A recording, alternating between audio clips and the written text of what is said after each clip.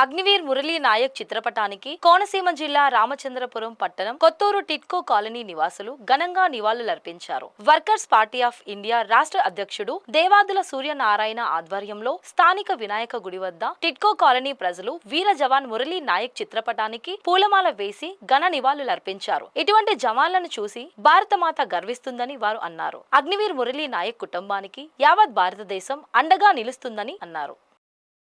భారతదేశానికి ఉగ్రవాదానికి జరుగుతున్న ఈ యుద్ధంలో ఉగ్రవాదాలని పెంచి పోషిస్తున్న పాకిస్తాన్కి గట్టి బుద్ధి చెప్పాలన్న ఉద్దేశంతో ఆపరేషన్ సింధూర్ని భారతదేశం ప్రారంభించడం అనేటువంటిది జరిగింది.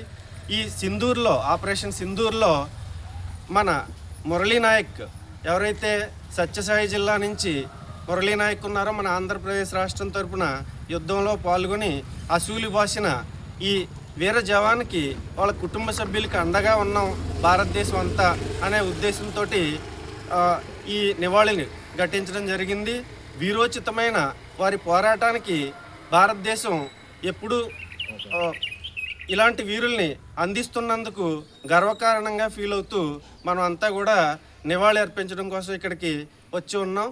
ఏదైతే ఈ ఆపరేషన్ సింధూర్ ఇంకా ముగియలేదని చెప్పేసి మన భారత ప్రధానమంత్రి గారు చెప్పడం అనేటువంటి జరిగింది. దొంగ దెబ్బ తీస్తున్న ఈ పాకిస్తాన్కి భారతదేశం అంతా ఇలాంటి సమయంలో ఏకతాటిగా ఉండి గట్టిగా పాకిస్తాన్కి బుద్ధి చెప్పి పాక్ ఆక్రమిత కాశ్మీర్ని POKని పూర్తిగా మన వశం చేసుకునే ఉద్దేశంతో